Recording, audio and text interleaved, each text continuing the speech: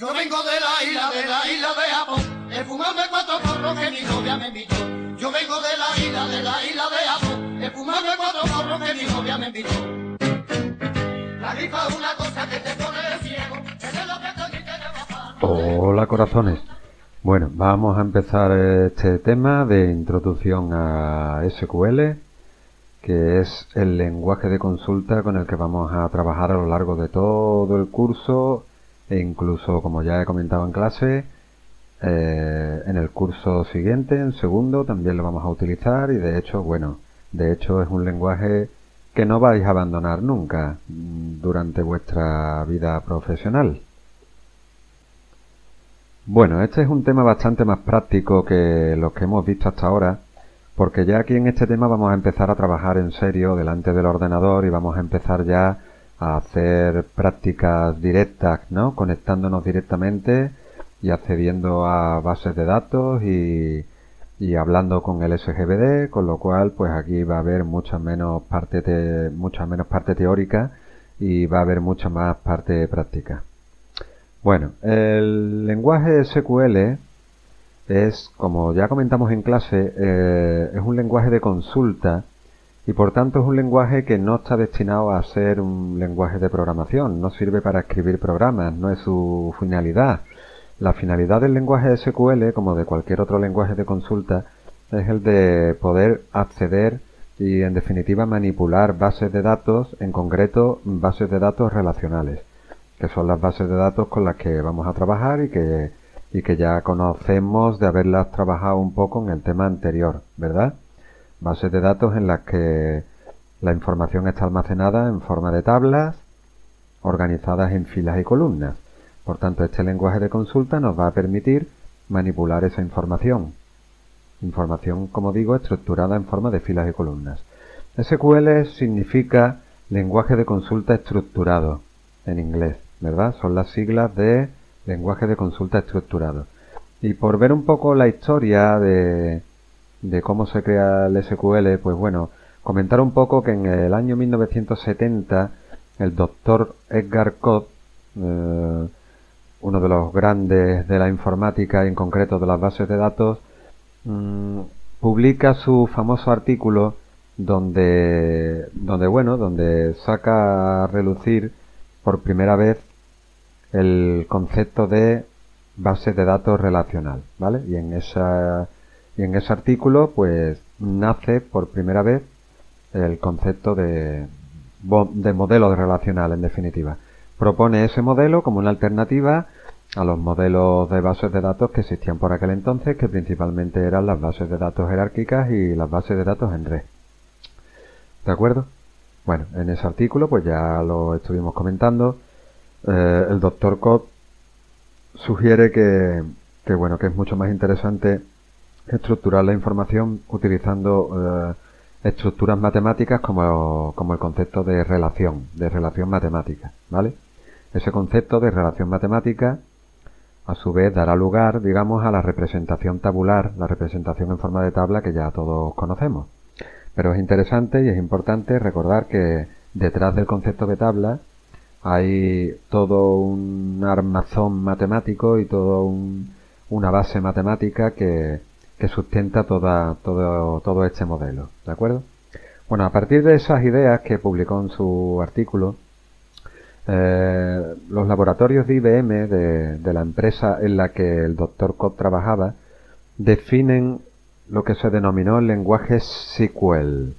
El lenguaje SQL fue, digamos, el precursor del lenguaje SQL, fue, de alguna manera, por decirlo de algún modo, el primer lenguaje de consulta para bases de datos relacionales, y ese lenguaje, una vez definido, se implementa en 1977 en el sistema experimental System R de IBM también, un sistema que IBM empezó a desarrollar partiendo de los conceptos que el doctor Codd había definido, ¿vale? Fundamentándose en esos conceptos, la empresa IBM, en la cual trabajaba el doctor Codd, como digo, desarrolló el sistema R, el System R, que en principio iba a ser el primer sistema de gestión de bases de datos relacional. El problema es que no llegó a buen término, se quedó prácticamente en un experimento interesante como experimento porque se demostró la viabilidad del modelo relacional, pero el System R como tal nunca llegó a ser un producto comercial, nunca llegó a poder venderse a clientes, etcétera. ¿De acuerdo? SQL como tal cambió su nombre a SQL por motivos de marca registrada porque en su momento se descubrió que SQL era una marca registrada por otra empresa y por tanto tuvieron que cambiarle el nombre a SQL, lenguaje de consulta estructurado. ¿Vale? SQL realmente, la palabra SQL o el nombre SQL viene de lenguaje de consulta en inglés estructurado. ¿Vale? Por tanto, pues prácticamente SQL es lo mismo que SQL con la diferencia de que SQL es un acrónimo más cortito, ¿de acuerdo? Bien, pues posteriormente a eso, la empresa Relational Software desarrolla su propio sistema de gestión de bases de datos relacional, su propio sistema de gestión de bases de datos a partir de los trabajos de COD y a partir del trabajo que hizo IBM con el System R, ¿vale? Ese producto lo publica en 1979 y llegó a ser, por tanto, el primer sistema de gestión de bases de datos relacional comercial. Es decir, el primer producto basado en el modelo relacional y al mismo tiempo que implementaba también el lenguaje SQL. Ese producto se denominó Oracle, ¿vale? Y por tanto podemos decir que Oracle fue el primer sistema de gestión de bases de datos relacional que fue publicado como un producto comercial que se podía comprar y se podía implantar, ¿de acuerdo? Dentro de lo que es el mundo de las bases de datos relacionales. Tan importante llegó a ser el tema que en 1982 la empresa Relational Software o Relational Software pasó a llamarse Oracle System Corporation porque el producto Oracle llegó a ser tan importante y tan utilizado que la empresa pasó a denominarse como el producto, ¿de acuerdo? System R, por tanto, como decíamos antes, fue un producto que como tal no llegó nunca a convertirse en un producto comercial, pero sí que es verdad que fue el origen de otros productos que sí llegaron a ser productos comerciales y que se utilizaron realmente en la práctica, como el sistema de gestión de bases de datos relacional DB2 de IBM. Bueno, no vamos a entrar en mucho detalle sobre cuáles son las características fundamentales del lenguaje SQL, porque realmente esas características me interesa más que las vayamos viendo a lo largo de todo el curso sobre la marcha, en función de lo que vayamos utilizando de él, ¿vale? Pero bueno, para hacer un poco un recorrido así muy discreto y muy general sobre cuáles son las características del lenguaje SQL, pues diríamos que el lenguaje SQL es, para empezar, un lenguaje declarativo y de propósito específico, ¿de acuerdo? Decir que es un lenguaje declarativo significa que el lenguaje SQL sirve para describir qué queremos conseguir y no cómo queremos conseguirlo, ¿de acuerdo? Es lo que decíamos antes, el lenguaje SQL no sirve para escribir programas, sino que sirve para describir peticiones, consultas que le haces a la base de datos, ¿de acuerdo? Por eso podemos decir que es un lenguaje declarativo, a diferencia de los lenguajes de programación tradicionales que se denominan lenguajes imperativos y que sirven para describir algoritmos, ¿de acuerdo? Es un lenguaje completamente distinto.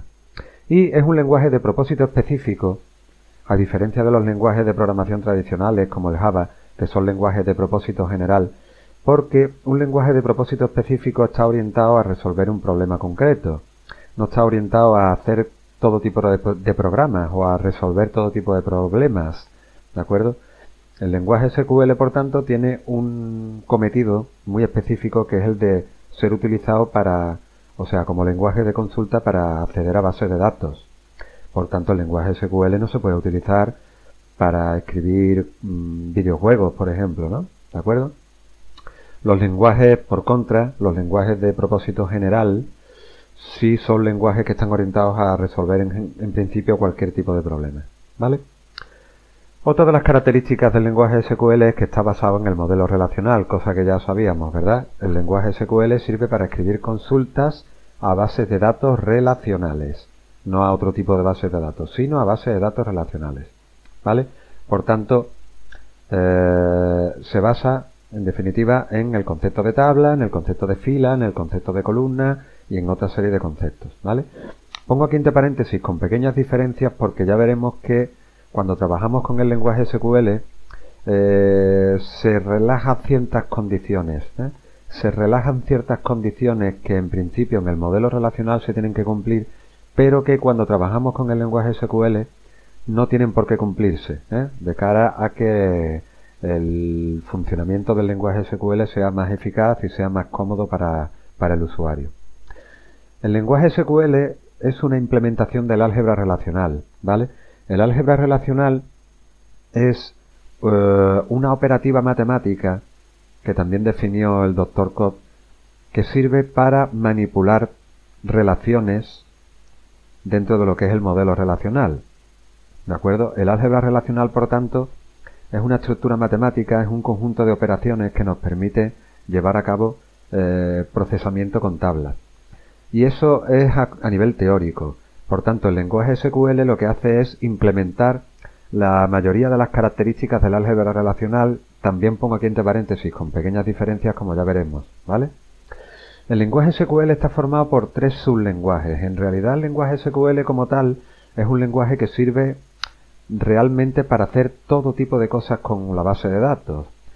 Por tanto, en principio sirve para poder llevar a cabo definición de datos, para poder llevar a cabo manipulación de datos y para poder llevar a cabo control de datos, ¿de acuerdo? Y para cada una de estas 3 grandes operaciones existe en el lenguaje SQL un sublenguaje propio. Por tanto, en el lenguaje SQL tenemos un sublenguaje de definición de datos, también llamado DDL en inglés, un sublenguaje de manipulación de datos, también llamado DML, y un sublenguaje de control de datos, también llamado DCL. El sublenguaje de definición de datos está formado por las órdenes que sirven para poder describir los datos, ¿vale? Y las relaciones entre los datos y las posibles restricciones que se puedan llevar a cabo o que se tengan que implementar. Principalmente está formado de las órdenes create, alter y drop.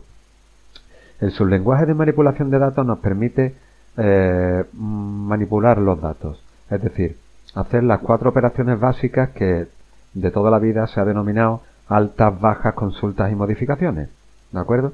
Esas altas, bajas, consultas y modificaciones también se pueden denominar consulta, inserción, modificación o borrado, ¿de acuerdo? Siempre son 4 operaciones. Y esas 4 operaciones en el lenguaje SQL se representan cada una de ellas con un comando, ¿vale? Y en concreto aquí tenemos los comandos select, insert, update y delete. La orden select sirve para consultar, la orden insert es para insertar filas, la orden update sirve para modificar valores dentro de las filas y la orden delete sirve para borrar filas, ¿de acuerdo? Bueno, se me ha olvidado comentar que en el sublenguaje de definición de datos tenemos 3 comandos que son el create, el alter y el drop, simplemente porque tenemos una orden, la orden create, que sirve para crear objetos de bases de datos. Tenemos la orden alter, que sirve para modificar objetos de bases de datos. Y tenemos la orden drop, que sirve para borrar objetos de base de datos. El principal objeto de base de datos que vamos a crear en una base de datos relacional es la tabla, ¿de acuerdo? Bueno, por último tenemos el sublenguaje de control de datos, que nos permite definir qué permisos o qué privilegios se le aplican a ciertos usuarios sobre ciertos objetos de la base de datos. Y por tanto tenemos 2 comandos, que son el gran y el revoque, que sirven respectivamente para conceder privilegios y para quitar o revocar privilegios a determinados usuarios sobre determinados objetos, ¿de acuerdo? En principio estos son los grandes comandos o los principales comandos. Estos 11 son los principales comandos del lenguaje SQL.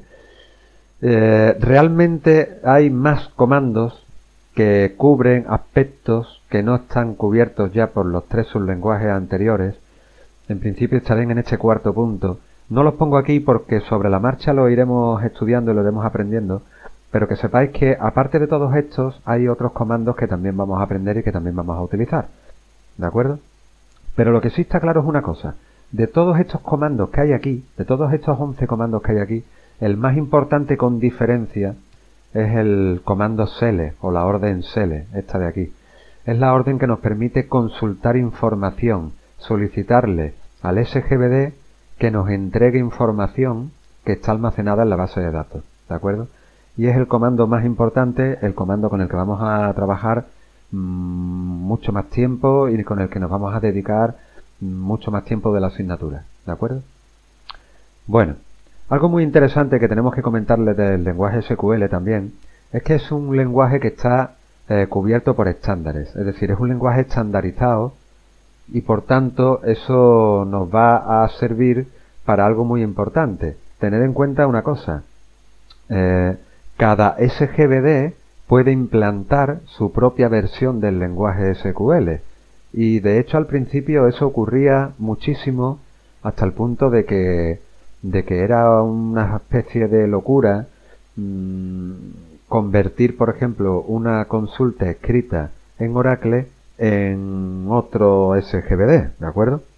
Era muy frecuente que aunque dos SGBDs tuvieran implantado el mismo lenguaje SQL, era muy frecuente que en la práctica una consulta escrita en uno de esos SGBD no funcionara bien en el otro SGBD. Por ejemplo, como digo, tenías una consulta escrita en Oracle que funcionaba en Oracle, pero esa misma consulta la intentabas llevar a DB2, por ejemplo, al DB2 de IBM, y no funcionaba porque había pequeñas características, pequeñas diferencias que hacían que no fueran totalmente compatibles los dos lenguajes.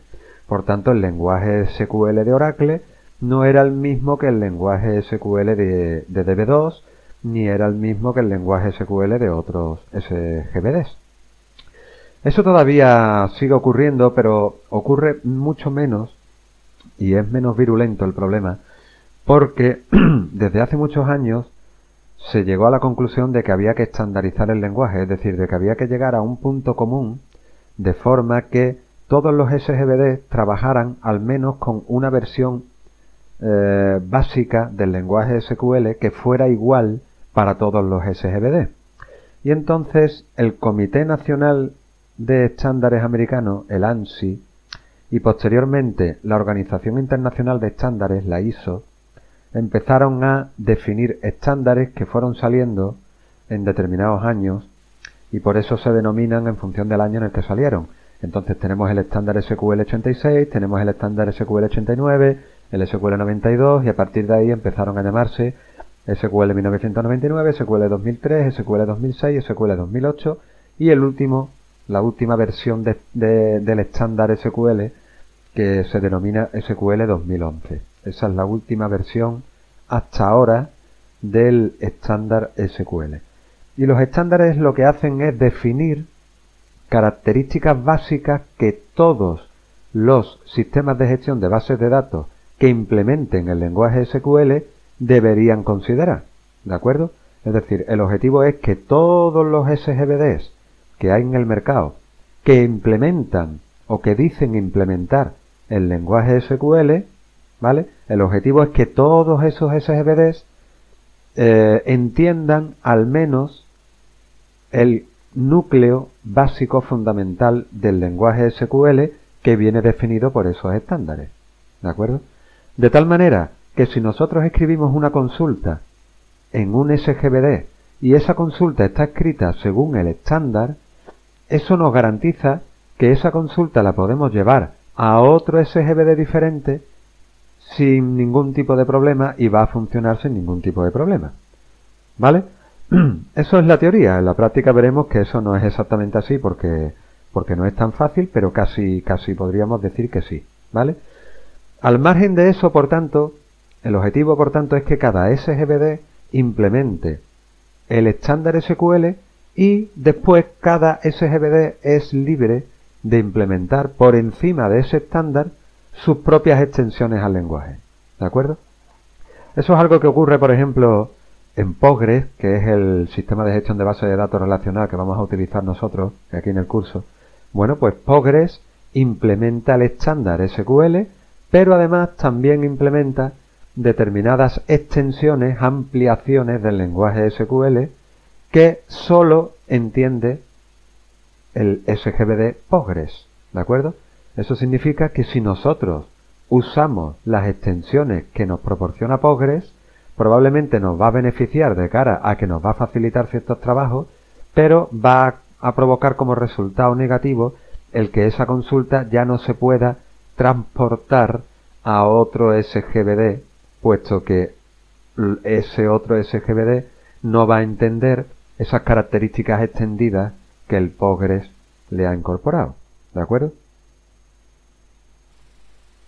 Bueno, antes de empezar a ver entonces cómo realmente funciona el lenguaje SQL, vamos a estudiar un poco los tipos básicos del lenguaje, que veremos que básicamente son los que vimos en el tema anterior, los numéricos, las cadenas, las fechas, pero en concreto vamos a empezar a estudiar lo que es la implementación de esos tipos dentro de lo que es el sistema de gestión de bases de datos, es decir, cómo hace Postgres, concretamente cómo hace Postgres para representar un dato numérico, una cadena, una fecha, etcétera, etcétera. ¿De acuerdo?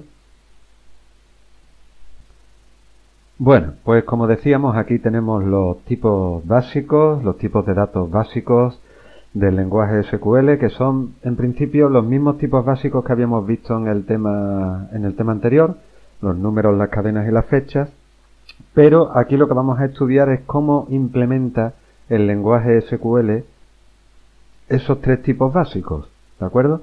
En concreto, cómo implementa la versión de SQL que utiliza Postgres esos tipos básicos, ¿de acuerdo?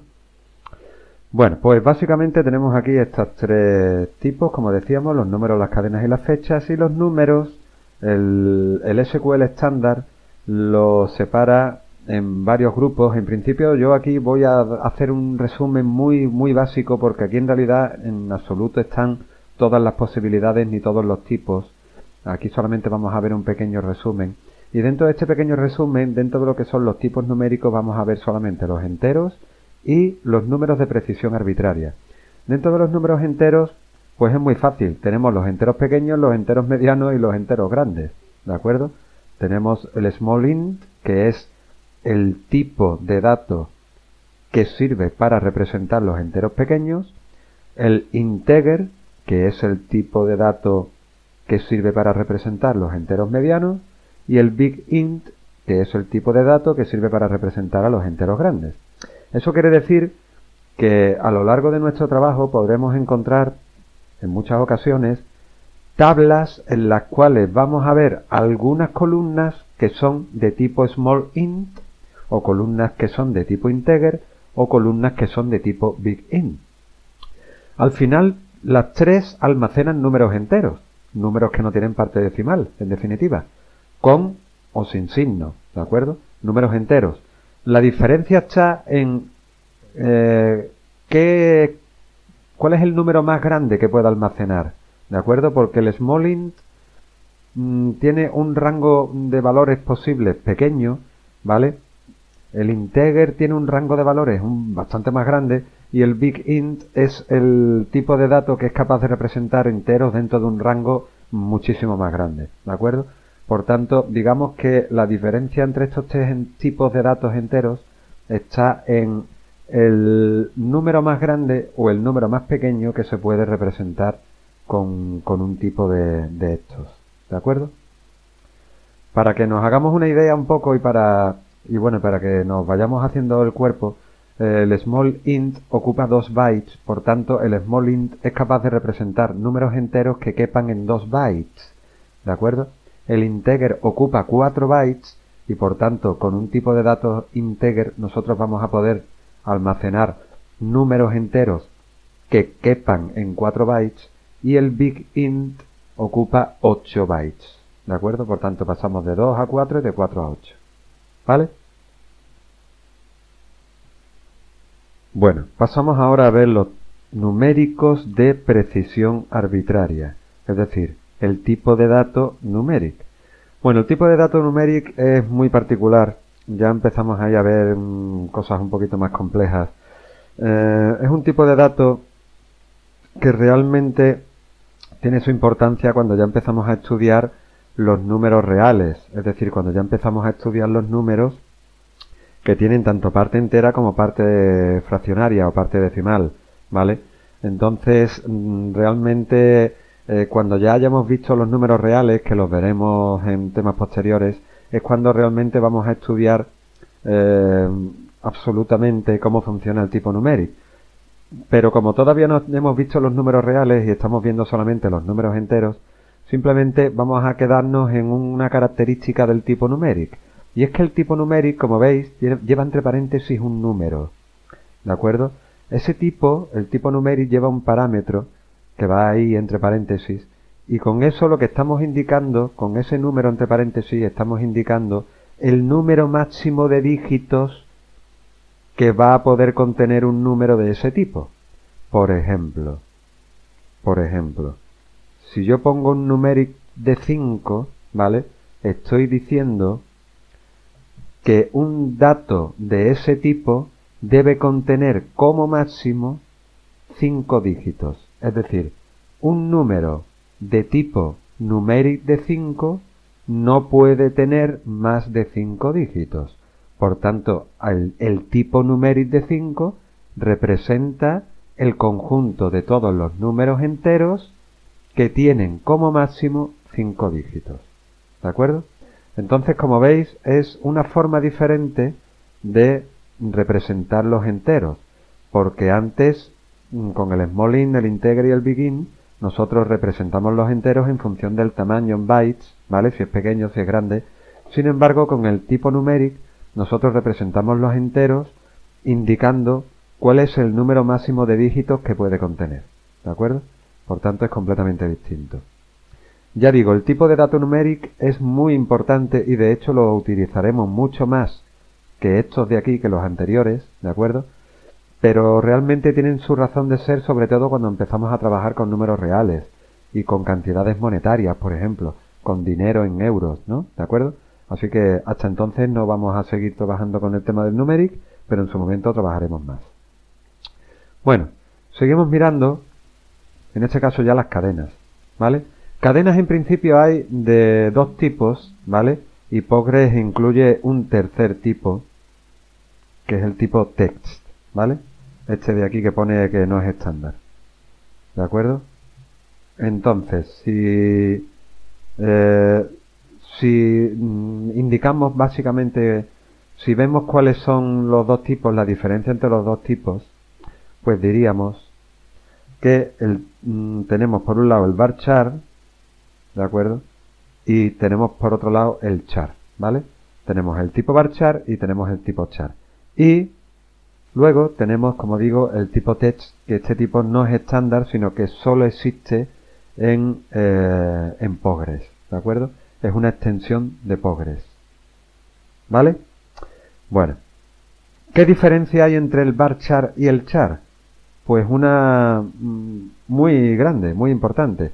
Varchar significa cadena de caracteres de longitud variable y char significa cadena de caracteres de longitud fija.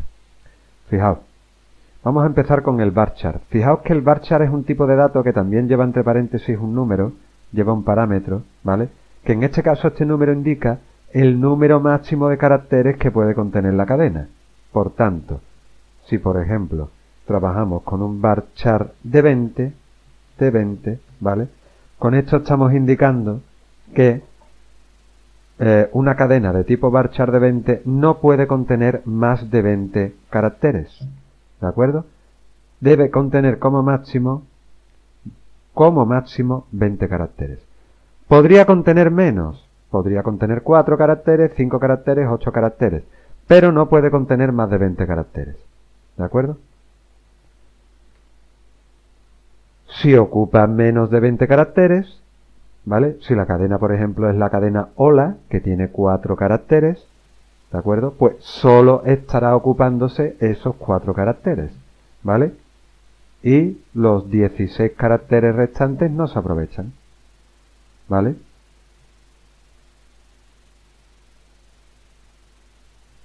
Bien.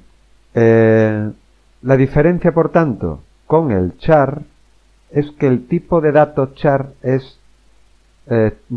representa cadenas de caracteres de longitud fija. ¿Qué quiere decir eso?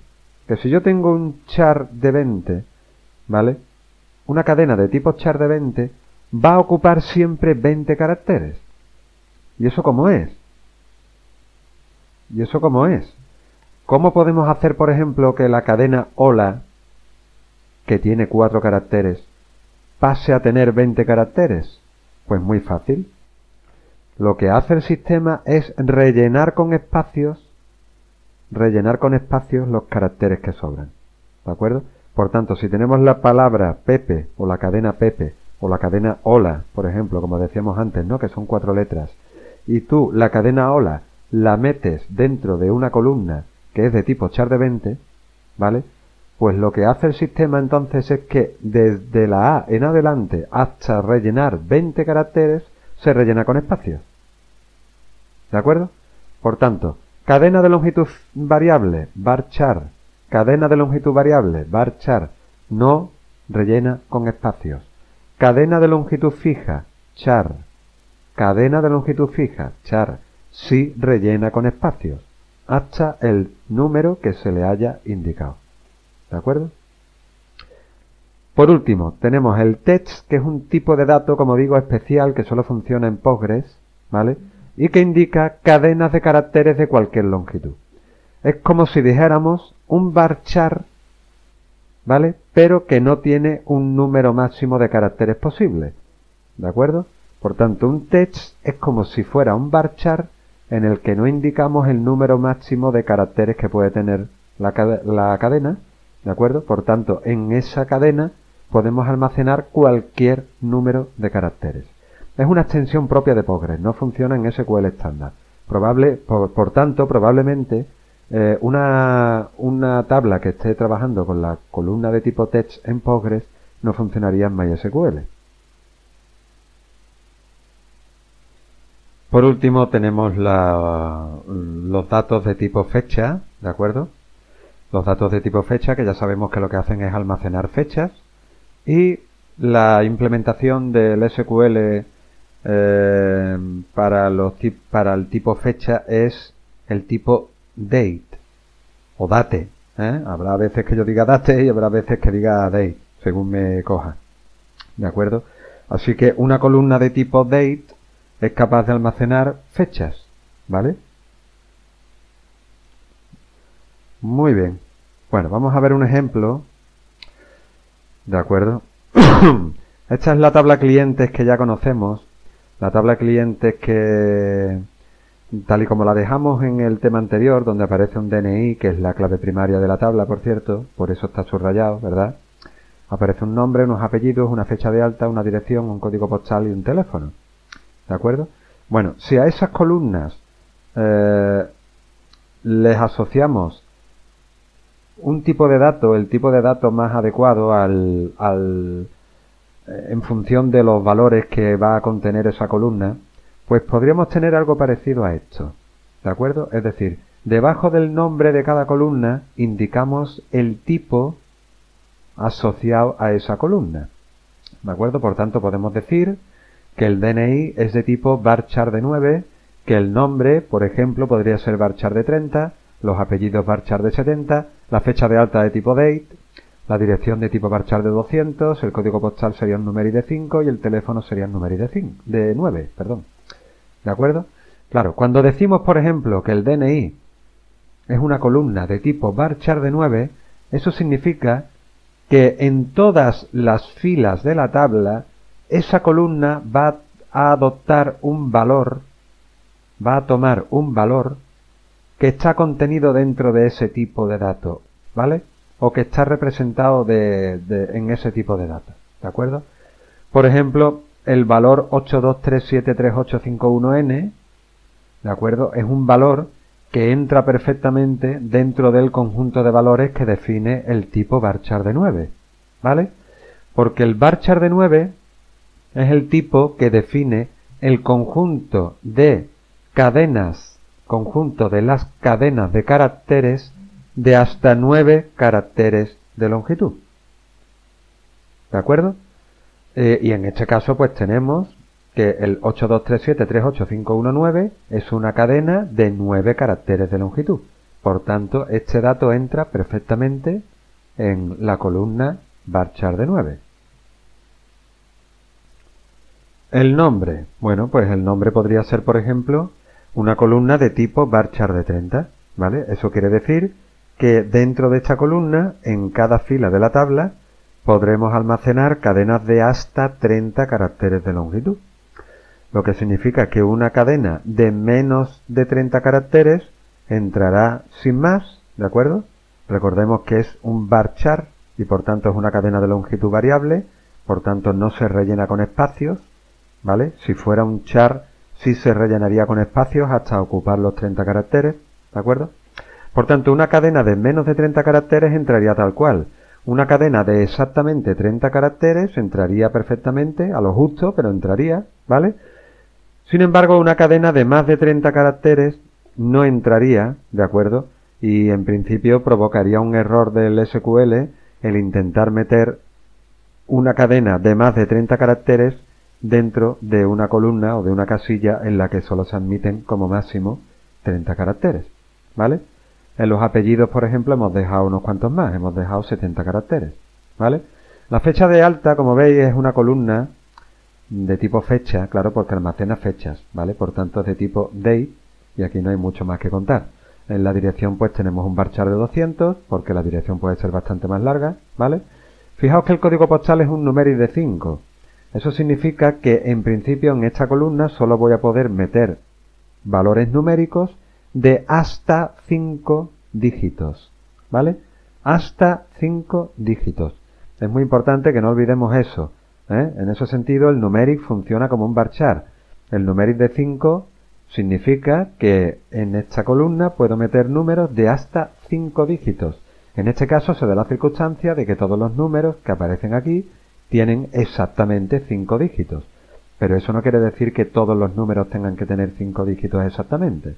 Podrían tener menos de 5, porque el numeric de 5 es el conjunto de los números que tienen hasta 5 dígitos, ¿de acuerdo? Con y sin signo, ¿de acuerdo? ¿Vale? Y por otra parte también tenemos, pues como veis aquí, otra columna, ¿de acuerdo? De tipo numérica, ¿vale? En este caso es un numeric de 9 porque, bueno, es un teléfono y los teléfonos tienen 9 dígitos, ¿de acuerdo? Por tanto, pues en un numeric de 9 entraría perfectamente el teléfono, ¿vale? Un número de 9 dígitos. Insisto, un numeric de 9 significa que aquí en esta columna podría meter números, ¿vale? De hasta 9 dígitos de longitud, ¿vale? Con y sin signo, ¿de acuerdo?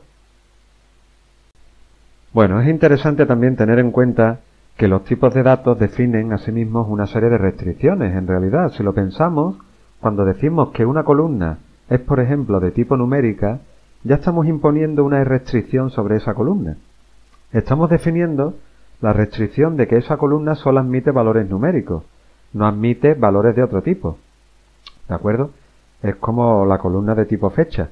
Una columna de tipo fecha solo puede almacenar fechas, no puede almacenar números ni puede almacenar cadenas, ¿de acuerdo?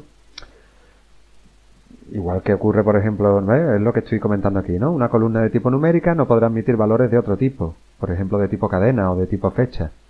Una columna de tipo varchar de n, por ejemplo, ¿verdad? Una columna de tipo cadena de caracteres de longitud variable como máximo n caracteres, ¿vale? No admitirá cadenas de caracteres de longitud mayor que n, ¿vale?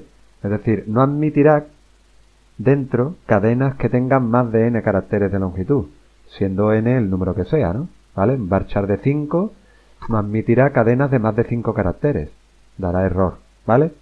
Igual que una columna de tipo date que debe de contener una fecha válida, es decir, el 40 de agosto no es una fecha válida, por tanto el 40 de agosto de 2016 Si intentamos introducirla como fecha en una columna de tipo date, nos dará un error el sistema porque nos dirá que eso no es una fecha válida. ¿De acuerdo? Bueno, vamos a ver ya por fin cómo llevar a cabo la primera conexión a nuestro SGBD, a nuestro Postgres, el Postgres que tenemos instalado en un ordenador que está conectado a Internet ahora mismo a las 24 horas, ¿verdad? Y en ese ordenador, como digo, está instalado un SGBD que está escuchando peticiones, ¿vale? Está a la espera de peticiones que vengan de los diferentes clientes, ¿vale? Os recuerdo que Postgres, como la inmensa mayoría de los sistemas de gestión de bases de datos, funcionan mediante el modelo cliente-servidor.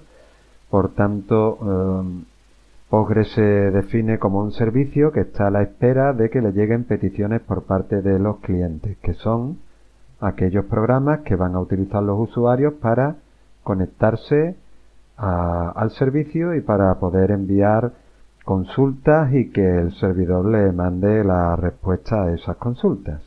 ¿De acuerdo? Y esta sería la forma esquemática de representar todo esto que acabo de decir. ¿De acuerdo? Aquí tenemos el ordenador que está conectado a Internet las 24 horas, como digo, que tiene asociado el nombre de dominio datos.isdonana.org. ¿De acuerdo? Este es el nombre de dominio de este ordenador, el nombre con el cual podemos acceder a este equipo. ¿De acuerdo? En este ordenador está ejecutándose como un servicio del sistema el sistema de gestión de bases de datos Postgres, que está aquí como ¿veis? Y aquí está conectado directamente a la base de datos. Como sabéis, el SGBD es el único proceso que conecta, ¿vale? Que se comunica directamente con la base de datos. Y el SGBD como tal es un servidor que está a la espera de recibir peticiones. Bien, nosotros vamos a utilizar 3 clientes, ¿de acuerdo? A lo largo del curso vamos a utilizar 3 clientes para conectarnos al sistema de gestión de bases de datos Postgres, ¿vale? Concretamente se llaman pgadmin, psql y php pgadmin, ¿vale? Son 3 clientes muy diferentes entre sí, cada uno con sus características, con sus ventajas y sus inconvenientes, ¿de acuerdo? Bueno, por una parte tenemos el pgadmin, que es un programa gráfico, es una herramienta que se maneja con el ratón y tiene iconos, tiene menús, tiene botones, etcétera, ¿vale? Tiene una interfaz gráfica de usuario y con ese programa podemos conectarnos al SGBD y poder trabajar con los datos, ¿vale? Por otra parte tenemos el cliente PSQL, que es el cliente estándar de Postgres, es el que viene ya incluido con el programa y es todo lo contrario al pgadmin, ¿vale? El PSQL es un programa en modo consola, en modo línea de comandos, ¿vale? Por tanto es un programa en modo texto, es un programa alfanumérico que no tiene entorno gráfico, que no tiene botones, que no tiene menús, que no se maneja con el ratón, solo con las teclas, ¿vale?